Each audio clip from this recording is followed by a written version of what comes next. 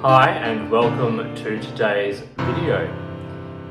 I just wanted to do a short musings video today as we're getting towards the very end of 2020.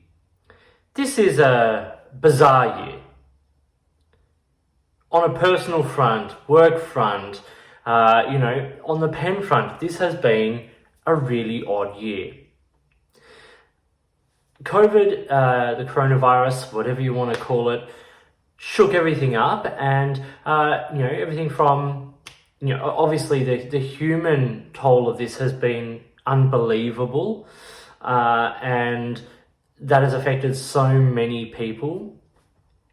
But on different levels, whether it's because they've lost work, or whether they've had to change industries, or whether industries have had to adapt and evolve, people have had to adapt and evolve, and also, a lot of the services and the things in life that we have taken for granted were taken away from us. And that is just one of the, as humans, we do get into a routine, we get into a pattern, we learn to expect certain things, and then when those things are no longer there, it throws a spanner in the works, and it does take us time to adjust. So this year has been a big year of adjustments for a lot of people. One thing on the pen front, because seeing as that is what this channel is about, one thing I noticed is that we saw less pens being released. Obviously, people had less money to spend due to downturns in work and things like that, but also postal services were down, so it wasn't reliable to get stock and all of those sorts of things. Certain brands like Lamy and Twsbi and a lot of the brands really kept the ball rolling with their standard special editions and limited editions. Think of on the Twsbi front, a couple of my favorites were the cement grey Eco and the Prussian blue 580 ALR. Thought they were both beautiful pens.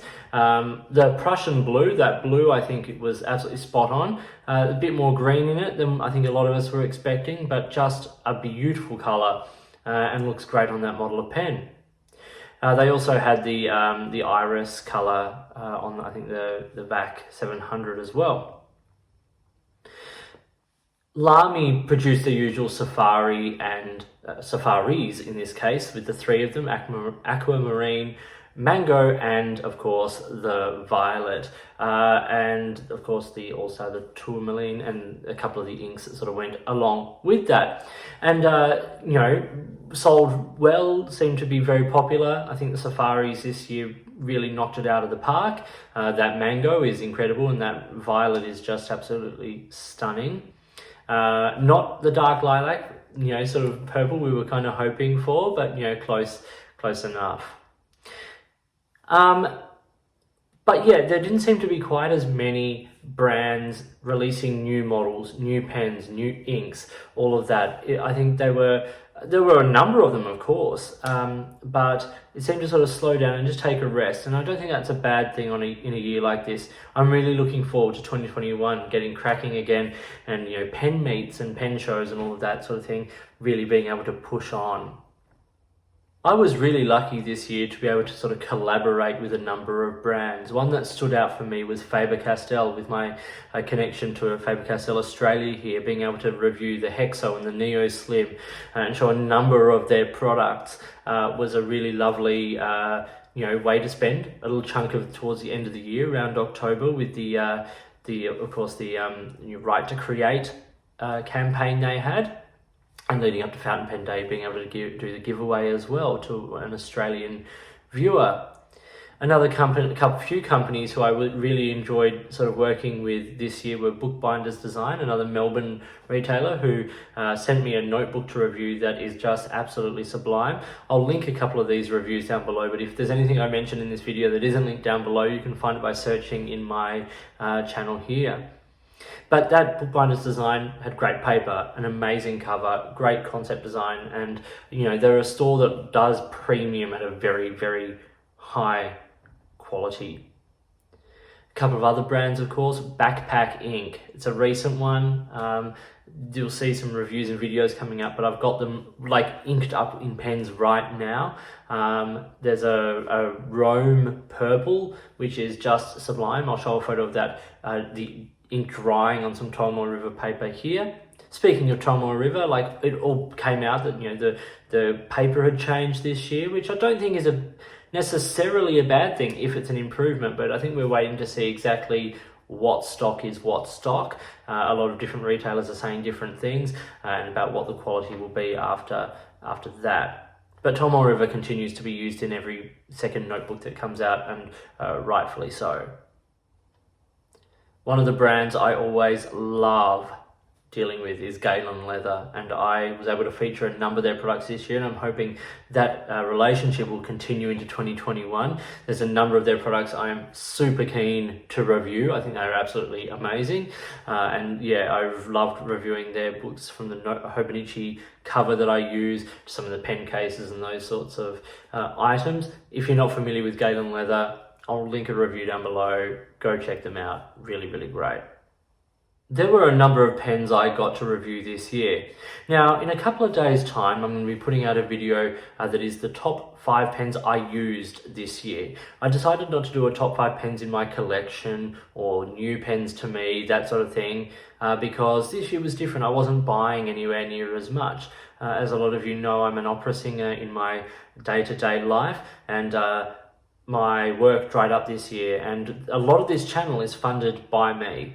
I review a lot of the things I buy myself. I'm incredibly grateful to the companies that provide things for review. You guys make this channel possible, and so do you, my wonderful viewers and supporters, so thank you. But I do purchase a lot of the things myself. But there were a number of pens that I loved this year that either I was sent to review or that I purchased to review. And I'm going to cover just a couple of those very quickly, a list and a photo of them here. But check out my video in a few days' time to show the 5 pens I used most this year. As I used a pen this year, I logged it in a separate file, and I was able to see how many times I used it, the ink capacity, and it's given me a really good gauge as to how much I've used that pen. So I'm really looking forward to showing you that video very soon. But in the meantime, here are some of the pens I loved that I got to play with this year. First, one that stood out was the Hinze Pen Company. It's an Elementar, but the autumn leaves finish with that orange nib and clip. Just a really beautiful acrylic pen. Then there was the American company Esterbrook released the JR, which is the pocket pen, which I thought was really great. It just writes so beautifully. It's got a great little Yovo nib on it, and I think Esterbrook are doing really, really good quality things with their pens. Once again, mentioning Faber-Castell, the Hexo was a release this year. Australia got it a little bit later than a lot of the rest of the world. Really, really good quality pen, metal, really affordable, nice nib on it, interesting design, super comfortable, really worth looking at. Speaking of pens that are really worth looking at, and this pen is an absolute stunner, it is the Stilform ink, and I have the Comet grey version, which I reviewed. Minimalist design, lovely nib, really cool magnetic capping mechanism, just a really, really solid pen. Speaking of interesting design, let's talk about the Ben Walsh Gravitas. Ben sent out this pen. It's it was one of the final prototypes. So there were a couple of changes that happened between the model I had and what is being released. Once again, another metal pen, beautifully designed, incredibly well engineered, writes really well. In fact, the nib was a Bock, and it's going to Yovo for the production run, so that's something to look out for. But just a really well thought out pen, lots of nice touches, like nothing new or particularly like earth-shatteringly groundbreaking, but a really lovely combination of awesome elements went into making and designing that pen. 2 smaller pens that I really enjoyed this year. One was the Schon Design Pocket 6, which has a number 6 size nib on it. Beautiful pen, once again, sleek, well machined. You know, he does a great job, really great job making these pens. Another one that I love was the Ensso XS Pocket Fountain Pen. I got the copper version. You can see a lovely patina happening on that pen. Very small pen, fits beautifully in the pocket. Not a perfect pen, but I think a really great everyday carry pocket pen. And then the last pen that I'm going to mention here today, the list could go on and on. I was so lucky to look at some amazing pens this year, but the last one is from Laban. Laban they make incredible quality pens at the price. Beautiful materials, well thought out, nice designs, nice nibs. And the one that I looked at this year, at the very beginning of the year, was the Flame. This is part of their Cambridge series, or the, I think, 325 series. I've reviewed the Sun in the past, and I reviewed the Flame this year, which is the red finish. Just a beautiful pen. That model I adore. I love that ivory colored acrylic. Just a really solid, good quality pen. So that's a short wrap up of what 2020 looked like. I'm really looking forward to 2021. As I said, tune in a couple of days for my top 5 pens used this year. There are no surprises on that list. Like, these are pens that I have loved for a while and that I have adored using. I've matched them with some inks that I really like using in those pens, so there's some cool inks happening along there as well. But that's a video I'm looking forward to a lot. I try and make the top 5s each year just a little bit different, so this year it's the pens I've used. So thank you for watching, thank you for supporting the channel this year. Your support means everything, your interactions are great. Stay kind to everyone. If you've got questions, always feel free to ask. You can catch me on other social media like Instagram and Twitter as @the_offstage_me, or you can email me. My email is in the description of this video.